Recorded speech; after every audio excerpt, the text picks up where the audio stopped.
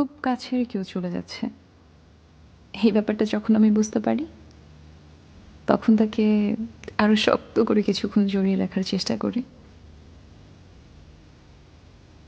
মানুষকে আমার আটকাতে ইচ্ছা হয় না। চলে যাওয়ার প্রস্তুতি যে নিয়েছে, আমি তার পথ আটকে দাঁড়াতে পারি না। চলে যেতে চাইলে যাবে, আমি আটকাবার কেউ নই। আটকানোর ক্ষমতাও আমার নেই।